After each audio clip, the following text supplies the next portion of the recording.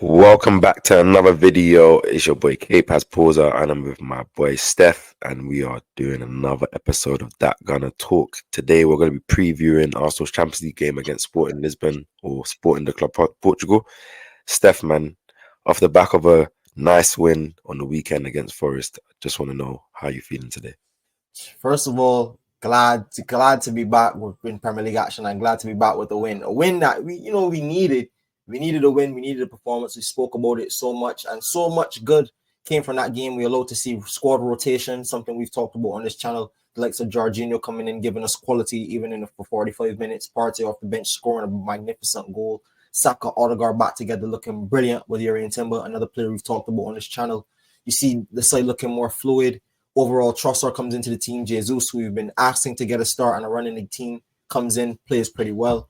And overall, Ethan Nwaneri gets his first Premier League goal. Big up to Nwaneri, someone we've been talking about since the start of this season that we've been pushing and egging on to get contributions in this side. So congrats to Nwaneri. Congrats to the whole Arsenal, and finally feeling great to be back with a win. How are you feeling, KP? You went to the game. Let everybody know how you feel. Hey, man, before I even talk my thoughts, guys, you already know.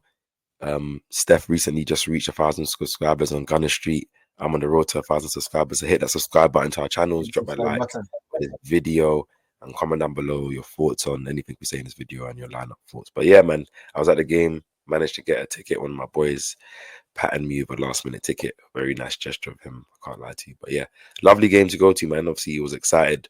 First came back from the break. Obviously, we needed a win and we needed a performance, and I think everything that we could have asked for in that game, well, bar maybe a Jesus goal, happened in that game. Like in terms of like we saw rotation, we saw good football, we saw subs use of players that haven't played as much. We saw Ranieri get his minutes. We saw him get a goal. We saw do you know what I mean? Just like the team just felt overall, saw the defense not concede any shots on target. No, like I didn't feel worried about Forest scoring at all. None of their threats or their players like maybe thinking, oh, they're gonna trouble us. Everyone was comfortable in that game, so it was a nice game to play, man. And obviously 3-0. It was mad because obviously it was 2-0. I was hoping like obviously I know we both predicted 2-0, so I was like, like, yeah, can it stay? Can it stay as this? Then obviously you got the fact I was like, yeah, I didn't get like obviously 3-0 makes this game look a bit more nicer to what it was, because I feel like we did dominate that game in that way. And obviously it was it was nice to see that there was many good performances. Like I don't think there was a player that didn't let themselves down or was carried through the game. I think everyone had their piece, had a good performance. Left hand side and right hand side was looking good in that game, and obviously Odegaard and Saka especially was looking tremendous. That was a percent. And Sterling with the assist. So that's something we want to see. He's been criticized so much for his minutes in his team, and what does that signing even mean? Does that signing even make sense? So it's good to see that even during his time, even in limited minutes, he still can affect the game positively. And I hope let's just see that consistency building his end product throughout the season.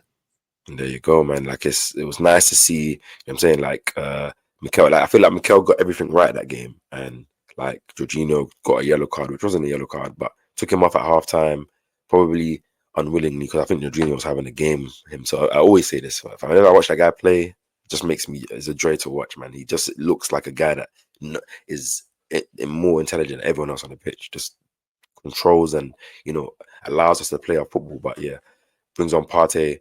He has another good 45 minutes, comes on, scores a lovely goal, plays Zinchenko, lets Calafiori get, enough minutes on these legs, but not enough to kind of put him in the red zone. Zinchenko comes on, adds his own piece to control the game and get into the pockets, and puts on Nwaneri, as you said. Sterling comes on, gets the assist, plays well. He's used, despite not getting a goal, I think had one of his better performances in this game, just, linking up, keeping everything simple, pressing. The guy works so hard, like sometimes that in transition, the guy will run back, left back, right back. Obviously, I know we credit that stuff, but it's crazy. And yeah, like it was, I think Mikel got everything right. And ultimately, we didn't even have to use the likes of Rice and Havertz and Martinelli at all, which obviously Rice probably wasn't going to play because of injury. But the fact that we didn't have to use Havertz or Martinelli at all, like it was nice to, I'm saying, like see the other players that, have kind of been forgotten about come in. And, it should be, Forest at home should be a game that we should be able to rotate and be confident enough that we're going to get the 3 points with our squad level. It shouldn't be a thing of we have to play our first 11 or the strongest 11 in every game, in every competition for the whole season. So it was nice to see. Obviously, City getting whacked by Spurs, and obviously Liverpool very, very like, So or I would say yeah, lucky. we talked about it I won't say personally. lucky. I would say About more all of it. Southampton.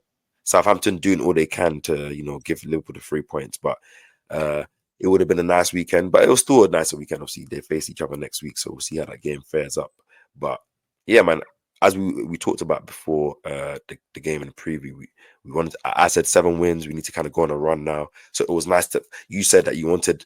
I think I'll throw this back to you, Steph. You talked about, I think, when we made the video about our season, and then also again when we made the preview about the Nottingham Forest game, you said you want Arsenal to show you that they're ready, give you something to believe in again. So to throw it back to you, did they answer your question? Did they give Yes, you yes, they what you did. But that comes more so with something I've been looking deeper at this week as well in terms of like profiles and injuries again. When we have certain players injured and when we play certain profiles in the right positions, I think we're so much a better team. When you have Calafiori at left back, Timber at right back, or even Calafiori and Ben White at right back, we're allowed to get further up the field. Not only are we allowed further up the field with a better press, but we're more confident and we're more decisive in those areas when we get up the field. Where we're so much of a good side is when we get the ball up in high areas of the field, we know how to use the ball well. We know how to move the ball quickly, and we know how to keep oppositions pinned in their own defense. That's something we haven't really seen when we have certain profiles there. Exactly, case in point, when you have Thomas Partey, who's been excellent this season at controlling and dictating the tempo in midfield, moving him out of midfield and moving him to right back. That yes, he could do a job there, but you're ultimately gonna lose something. Addition by subtraction or subtraction by, you know what I mean? You're gonna lose something somewhere. But like you said, to answer your question directly, yes, another masterful performance by Bukayo Saka, goal and assist. That's what 12 goal contributions in 11 games. Uh, if he was having the season that Phil Foden is having, listen, you would never hear the end of it. You guys will never hear the end of it. Oh, he's overrated. He can't do this. He bottled it, and then this is the pressure. And nah, Saka, season on season, we talked about this for so long. Every single season he comes back, you deny him, he gets better statistically and performance-wise. You could even see him taking on that mantra of being the guy at Arsenal. Same thing with Odegaard. When you come back, he said it in his pregame. He wanted that desire to come and play at the carpet. That's his first game back at the Emirates since August. So for him to come and drop another arguably man of the match performance with an assist and overall brilliant football from Martin Odegaard, you have to give him credit.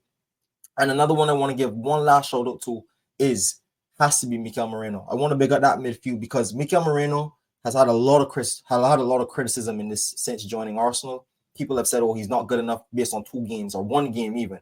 After 1 game, people were already writing off our signing, and since then, he's for me been the perfect profile to play alongside Martin Odegaard and whoever plays at the 6, whether that be George, whether that be Partey, whether that be Rice. Regardless, Mikel Moreno has been showing that he can be excellent in that position, and I hope that he carries on to perform at that high level because we need him. He's a brilliant player. just for the back of that, obviously, I talked a bit about Marino's impact on the team in my latest video on my channel, so you can check that one out as well. But to go off the back of that point, Steph, you talked about whoever's playing the 6. Obviously, you made a video as well on your channel. Obviously, check that out as well about the midfield and what we should do.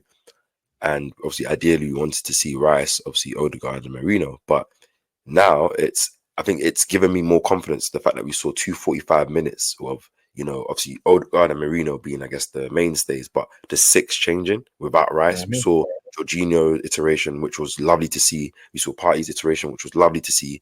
And obviously, we will see the iteration of Rice, which we will see more, which is also lovely to see. But the fact that, like, we have many options in there, like, for me, is more confident. Obviously, segueing off, City have lost their main DM, and obviously you can see how much in the midfield they're struggling to maintain that balance and consistency. Whilst if Arsenal, obviously, God forbid, was to lose Rice, I still can say we can maintain a level of playing, a level of defending with the other options we have in there. Which is why when people complain about, oh, why are you always buying more defenders, more DMs, you have to think about the worst case scenario, not always the best case in some when you're squad building. At the same time, obviously, you can argue that for other positions, but defenses are what give you more stability. So yeah, so it was very good to see just the overall performance from the team and another win, and hopefully off the back of that we can take that confidence into Tuesday's game, tomorrow's game against Sporting, which we do have coming up, obviously away from home. Obviously, Steph, it's our game week 5 in the Champions League now. Moving on to that game. We face Sporting Lisbon. Obviously, they're off the back of losing their manager Amarin. Obviously, doesn't really. I'm not saying it doesn't matter. Obviously, which might be a big blow for them. But obviously, they do have a deadly striker up front in Victor Gyökeres. They do have such terrific home form this season. They've scored almost a goal or 2 goals in every home game they've played this season. Obviously, the last time they had a home game Champions League was against Man City, and they put 4 past them with a Gyökeres hat trick. So it won't be the easiest of games, even though they do, have a manager change. They're probably going through a little bit of a transition. They do have good players. Trincao, they have one of my favorite of the players in Diomande in defense, who I would love at Arsenal as well. And yeah, man, Arsenal need to get this win because ultimately we did lose points against Inter. We can't fall too back in the the table, even though I don't know how much it really matters because I know we have a couple of easier games coming up. But ideally, we want to build up momentum and a run. So just before we get into any lineups or anything, like, what's your thoughts on this game? What's your feelings around this game? And yeah, like, what do you think? What do you expect from Arsenal? I like where you ended this. No, we need to keep building that momentum. I think that's the biggest thing. You want to come back from international break. You played one game at home. You had squad rotation. You had a good feeling. Now take that good feeling. I know it's only 2 days rest, and know we're going and we're flying to Portugal, but we have a poor record in Portugal. And also, too, I think that time we went out against them in the Europa League when we lost Saliba. That was a gutting blow for us. So that was also the 22-23 season where everyone thought we were flying. And that was really, for a lot of people, the start of where the wheels fell off for this Arsenal squad. So a little bit of redemption. I know everyone is saying this is a redemption season, but this is another key piece of the puzzle that falls in that redemption season. So I say, I'm looking at this game saying that we're going to need another performance, and it's coming off the back of a really feel-good win. So I expect a win, even though they lost the manager. I know it's going to be difficult. The key thing I want to talk about is, before we even touch on the lineup, I think we need to be very key in terms of how we press the ball and in terms of how we control that midfield battle, because I think that's where City got the game wrong. Yes, they lost Rodri, so yes, you could say that about a lot of the midfield battles they've lost. But when Gyökeres was able to get in behind that Man City team, they were able to turn over Man City and have them running at their back line, something that we've seen that they don't want to do during this difficult period for them. So we cannot let Gyökeres get in behind. We cannot let their quick players get in behind. And we also have to use our players, like especially like Jorginho, like we talked about, like we highlighted, Partey, like we talked about, and we highlighted at the 6th position. And Moreno and Odegaard, they're going to be very, very crucial in terms of how we dictate this game and in terms of how we lead the press and hopefully get 3 points against a really difficult opposition. No doubt about it. Yeah, man. Like good points that you stated. Obviously, of our record in Portugal so far in Europe. Obviously, Sporting being the team that obviously knocked us out in the Europa League that year when we first, started to believe in Arsenal's, title chances and just us being one of those teams. And obviously, off the back of I think Arsenal haven't done too well away from home in the Champions League since we've returned. Like, I think it's only one win. I think that was against Sevilla, if I'm correct. I think every other game we haven't lost. I think, yeah, Or we lost draw, to Lens. Yeah, we lost to Lens. We lost to Porto. We lost to Bayern. We lost to Inter. We drew to Atalanta. Yeah, so we haven't done too well away from home. If I'm correct, yeah, PSV. Oh, you're Did we right. You're lose? correct. PSV. PSV, we drew. That was the last game of the season. That was the last game Yeah, of the Champions League. we haven't won too many games. So I think ideally this scenario is different because we do have a full squad. I think this is the one, or at least near enough a full squad. It's one of the first times we're actually entering, a game where we have, all the options that majority options Mikel should use. So we can see how he might want to set up the team. Obviously, off the back of the game on Saturday, we did rest a couple players.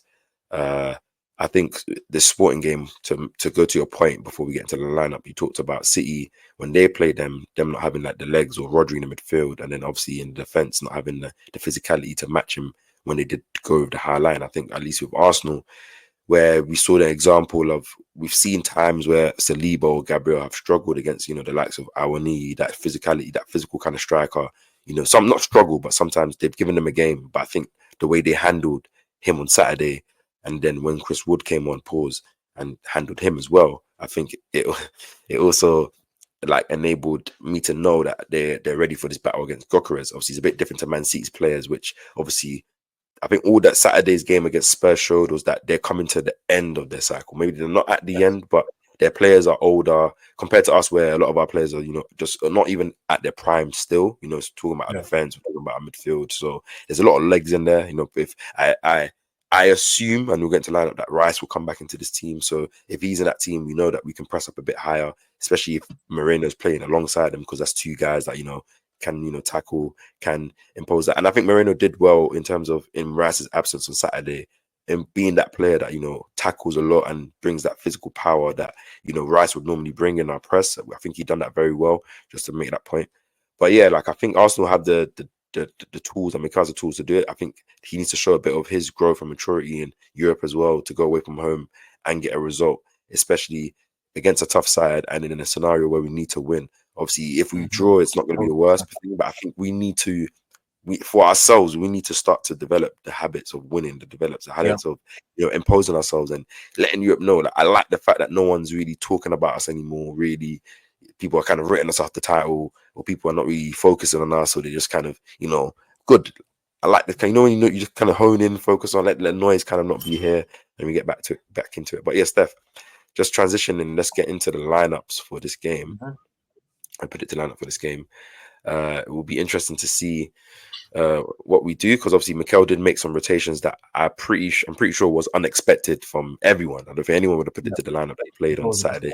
But which is a good thing now, because we should kind of not expect at this point in the season every lineup that he should be playing. Like, we should kind of see some rotation or game to game. So obviously we'll just go for it. Obviously goalkeeper. I'm assuming we're gonna go with Tommy Stepford, right? Yeah, Tommy Stepford definitely in goal. He's been a great youngster, great servant to the club. But now, David Raya has to be the man of the hour. David Raya, Hey, of course. Stepford, you see this? I don't mean no harm or jokes. It's a bit of bants, but yeah, okay. David Raya, am I to assume, Steph, that you're gonna go with the same back four that started against Forest? Yes. Yes. Okay. Just for the mere fact that I say this in my upcoming video. The thing that only scares me about running this backline back to back is that how do you manage Yuri and Timber? How do you manage Ricardo Calafiori? Because that those two players have shown that even in their short Arsenal tenure, they can get injured. No, Ben White is on the shelf. I mean, I don't want to see Thomas Partey playing at right back, but with Tomiyasu out, having us majority left back cover, I mean, how difficult is it? Like, how difficult will it for your Timber to put a running games together? That has to be seen, honestly. So, what do you think about that?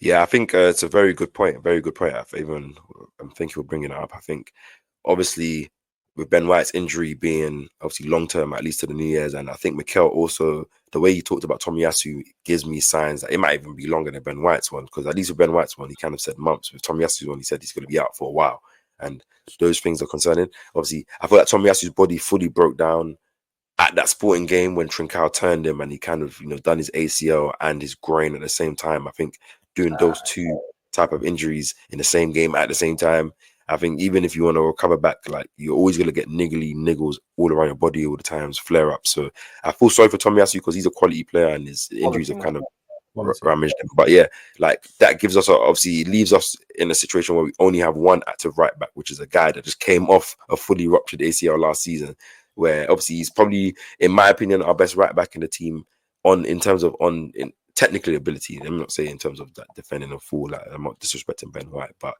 we can't run him into the ground, innit?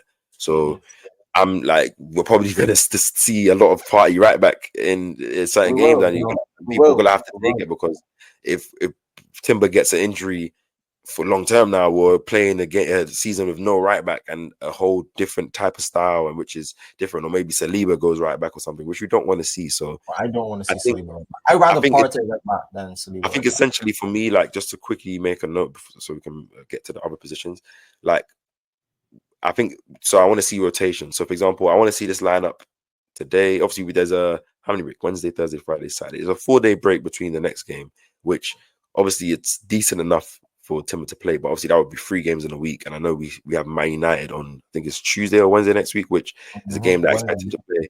So ideally, I think Mikel should rotate the squad on Saturday, like bring in the likes of either Zinchenko or Lewis Skelly or even Kivior to left back, and let Calafiori, be off the bench in that game so he can be ready for that United game. And then with right back, I think we're playing West Ham. Maybe you might have to do a party right back or obviously change one or the other, like you rest one of them, like yeah, like so you give them opportunity to play, and it's not in terms of changing because you have to kind of let players rest in it, and especially where we have a lot of midfielders, all our sixes are fit. Maybe Party playing right back, inverting into the midfield properly instead of him just kind of playing as a out on that right back might be better. You know, if you still have Jorginho, Marino, Odegaard, all those players back, you might not see the effects of our attack nullified that much with Odegaard being the team. So yeah, just that point. But yeah, hopefully Mikel does manage it because we don't want to. It's interesting to see how he does manage it. I should say because I'm pretty sure he has to. You can't the injury-prone players as it stands right now. So you have to protect them as well as protect the team as well. So yeah, the 100%. midfield, the sixth position. What do you think? I think it's going to be Rice, but You think it's I gonna be don't. right? No. My apologies. I think it's going to be Partey. Sorry. Yeah, I think it's gonna be I think Partey too. Partey he didn't start against Forest, so I think he's Mhm. going to start. And I also think Rice is going to come into this game as well, personally, Off the because bench or from the start? I think from the start, I think if he's fit enough to start, let me say that because obviously, but if he's fit enough to be on the bench, even if they weren't going to use him, then he must be close enough to play. So if he's Yeah. going to travel and he's going to be up there, uh, I would assume he'll play. But at the same time, obviously, Moreno's been playing good, bringing balance to that left hand side. But I want to get Rice in there to help for our pressing, for the way tough European night. How we want to, as you talked about the physicality of getting overrun by Sporting's midfield and the attack. I don't want any of that in this game, innit? Like I want to respect the opponent, but also try. But at the same time, the balance though. So it's a difficult one, man. That's Because what I'm saying here. You know, okay, that's what like I'm I saying. didn't. But For me, and it might sound crazy. I'd either go Thomas or Rice. People are gonna say, "Oh, why are you talking about dropping? Why are you talking about dropping one of our best players and just dropping another one of our most expensive players?" I know it's a hard dilemma for a lot of people to understand, but I rather sacrifice that than sacrificing us not being able to build up the way we should be looking and play the football we should be playing. I'd rather see us have the right profiles, and I think Moreno right now it just suits that. Honestly, for me, the only count I have with you is that towards the end of last season, we did see a yes. lot of Partey, Odegaard, Rice, and we did have a Mm-hmm. lot of games where we played good football. Mm-hmm. Chelsea at home. Mm-hmm. Yes, Uh, 1,000%. I think Wolves away. Like there was a couple of games where we did play some good football. Brighton away as well. So Spurs game where we're 3-0 up at halftime, even though obviously we took a different approach to that game. So I could argue and push back at you that obviously Odegaard being the team kind of nullifies our inability Yeah, to play football because especially where he seems like he's maturing as a player each time, the way he just knows how to take responsibility, just control the game now. I think it will nullify not having the left hand side balance. And the second point is that we need to see the rotation because for me Rice didn't play, so it's like, and the fact that Rice didn't play on Sunday at all. So if he's fit, he has to play some iteration in this game. Obviously, if he's not yeah, fit yeah. enough to start, obviously then Marino comes in. But if Marino doesn't start in this game for me, then he definitely starts against West Ham because against Man Mm. United, he might have a different type of midfield. And I prefer that in this stage of the season where if we have 3 games a week, there's a different combination of Jesus doesn't start. We'll see. I won't start Jesus tomorrow, but then on Saturday I would start Jesus. You know what I mean? I wouldn't start Trossard tomorrow, but then on Saturday I would start Trossard, and then I'll Yeah, rest Martinelli on the bench, and then I'll bring Martin. Yeah, I'll do it like that. So then that way yeah, everyone's yeah, getting some starts, some getting some minutes, and there's a bit more happiness, there's a bit more competition in training. There's not like the first 11 are always playing, and then maybe 1 or 2 Trossard comes in and out, and then Sterling's just out on the bleak and Jesus just out on the bleak. Like I want it to be a thing where maybe Zinchenko starts on Saturday, then it's like everyone's kind of, do you know what I mean? yeah, Not yeah. because I think as long as certain players start, like Odegaard, Saka, Saka, the Saliba, defense. one of the sixes, Timber and Calafiori, as for the majority of the time, I think we should be okay in the way we I play. can agree with that. Yeah, obviously there might be little things like if Rice is playing in the 8, it's different to Marino playing in the 8 because of the left hand side balance and more of a pocket player X Y Z. Or if Party's in the 6, Jorginho 6, Rice in 6, it's all different type of play styles, isn't it? But I think for the most part, if there's consistent players in positions, it should be okay. But Yeah, talking about this, obviously, I can see that. I'll say. I mean, if Rice what is do you fit to think? play, I think Rice will go from the. I'll have to agree because Because I was also one. I Go think ahead. because I don't want Rice's first game back to be His in that club, his his club. against his old club, and in the Mm, game where he struggled. Well, not in that last game that we won 6-0, but his first couple of games against West Ham, he did struggle, you know, yeah, yeah. to kind of impact himself. And if he's coming back from an injury where he hasn't played in a couple of weeks now, I don't want that to be his first game where he's starting, in my opinion. Like, That's fair. especially That's fair. That's fair. so if you That's can fair. get somebody like give him like even if you give him you give him a 45, obviously I don't expect Arsenal to handle the business, but give him 45, 50 minutes, 60 minutes, put on Moreno or Jorginho, know that Rice is, ready to start against West Ham on Saturday. And then hopefully we haven't lost too much in our attack that, you bring on Marino, you bring on Jorginho and he's just plug in and play. Do you know what I mean? So our front three, I'll let you choose your front three. What are you gonna go for this game? Saka has to start. And I think the two guys that missed out, obviously, well, I mean, the two guys missed out, I think, due to this game specifically. I think Havertz is back in the team, and I think Martinelli is back in the team because I mean, those guys have been mainstays in the squad. I mean, it would be rare if Mikel drops them for both games in a row, even though Jesus played pretty well, Trossard played okay. I think those guys reassume their position back in the squad. And I think, to be honest, right there, that's arguably again our best lineup. We could potentially roll out, change a few positions. That's full strength right there. So I'm comfortable if that is the squad we roll out. Honestly, what do you think? And yeah, I'll go the same front three. I think it was an intentional resting. I think Mikel spoke Mm-hmm. about something about the players that have been not going to international break have been training their ass off and been shown a certain level of quality that it's unfair for him to not be rewarding these guys with starts. Like I don't think you have to remember Party didn't go to international break as well, by the way, but Jorginho got the start. So it had nothing to do with injury or anything. That was just like what I'm seeing. I have to give him. Like I can't just always start the same team, which is what I like. It shows me a bit of growth from Mikel. I think the way there's a lot of things that I'm feeling positive by just from one game that it's now encouraging me. And rotation is good. Like you bring in Havertz and bring Martinelli, I'm pretty sure they would have been happy to be off the bench, but I'm pretty sure they would have wanted to play, especially where the Of team's playing course. well, want to get on and score. So they're probably going to be romping to play. Hopefully they both have a good game. And then obviously the likes of Jesus and Sterling, if they do get an opportunity to come off the bench in this game, add on something. But if Jesus gets his place back on Saturday against West Ham, then try and get a goal, make it hard for Mikel because Yeah. if that's the case, then it's only going to be benefiting our team in it if everyone's playing well. If the competition is like players coming in are playing well, making it hard for the natural starter to win his place back, and it can only bode well to not getting injured. Because the main thing for me now is I don't want no one to get injured no more. Like I need Mm-hmm. us to try and have a strongest team as possible for a long time through this period, so that we give ourselves the greatest chance to win all these games. Because Mm-hmm. if so, that comes from rotating, from measuring minutes, from giving not letting anyone get cold and letting everyone get a good share of minutes and opportunity to play so that we can win. So 1,000%. yeah.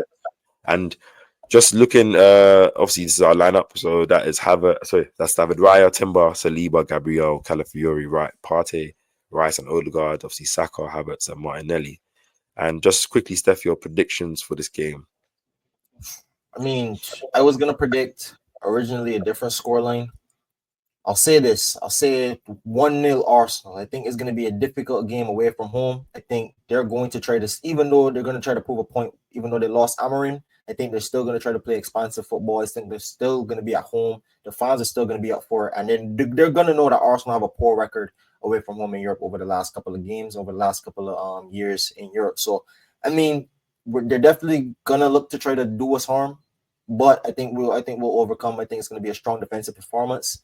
Ultimately, I think we're going to edge it with a single goal. And if I was to predict the goal scorer, Martin Odegaard gets off the mark. That's my prediction. 1-0 to the Arsenal. All right, cool. That's fair enough. It's tough because I kind of expect Arsenal to go there and dominate possession despite any change in lineup or anything, because I just think now that we have more of our players, and I do think we're a superior team to Sporting, no disrespect, going to their ground. I think we should want to go there off the back of that win and, try and, do the same things at least. It won't be easy, but if those players are starting, if that lineup starts, which I expect it does, I think we should be able to, dominate the game and put our foot on the ball and, yeah, like be defensively solid enough. The only problem I have is I don't know if I can't predict them not scoring because I expect them to win, but our European history away from home has shown that we actually concede goals or a goal. And I mean, even if we win, we've won in a situation where we've conceded goals. It's tough when you go to these grounds. The atmosphere is mad. Other teams are, this is they're playing Arsenal, one of the best teams in the world. So they're gonna try. Some players might want to, show their face to maybe get a move, not a move, but Gokares for sure. Might be trialing himself, might take any chance he gets to score, or just make it physical and rough enough for Gabriel and Saliba. So I don't know. Prediction? But fuck, man, I'm gonna go 2-0. Aye, all this talk about not scoring. Look at you, you're a funny guy. It's like I think I'm trying to. I think Arsenal at the same time of us implementing the football we want us to play. I think we need to get back to that defensive where we're just remember last season, Steph, we used to do our conversations or previews or whatever. I'm just confident that I'm not worrying about. I'm even that I don't. I'm not worried about conceding goals, and the reason why is not because I think we're going to wipe teams. Because I'm like, right, like what happened on Saturday against Forest, where there's 0 shots on target. Like that was normal last season. So that I want that to return. So that has to return by habits. It can't return by just certain games. So go on. And I agree with you. And that is exactly why I went 1-0 to Arsenal.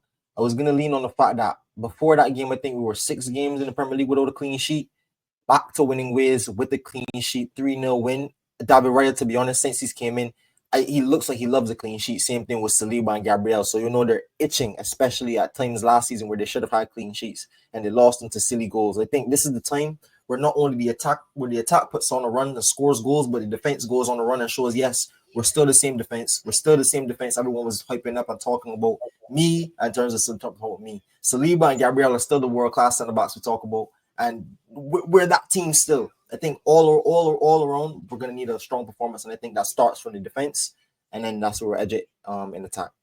Yeah, that's just it, man. Like we want to have little checkpoints that we go past. Obviously, we managed to get clean sheet against Atalanta, albeit obviously they missed the penalty and Raya had a magical save. But we want to, get a next checkpoint, which is, winning away from home in Europe and maybe also getting a clean sheet away from home whilst winning, which will also bode well to the confidence. Maybe to the outside looking in, they might not see it as a big thing, but I know internally, if you can go away from home to a team that, scores goals for fun at their home ground and, nullify them and win the game, I think that it kind of removes the last couple of weeks out of our mind and say it was a bad period down to injuries, down to, bad form, and we kind of move back to the norm, innit? But yeah, we'll see how it goes tomorrow, or we should say today, and hopefully we get the 3 points and can go well into that West Ham game off the back of 2 wins. So yeah, Steph, man, we'll call it a day there. Guys, please hit that subscribe button to both our channels, Cape Has Pause and Gunner Street. We're both dropping consistent Arsenal content on our channels. So yeah, so subscribe, hit the post notification, check out our latest videos and content that we've been dropping. Smash the like button to this video, comment down below your thoughts, your lineups, your predictions, and we'll catch you guys in the next videos. Speak soon. Peace.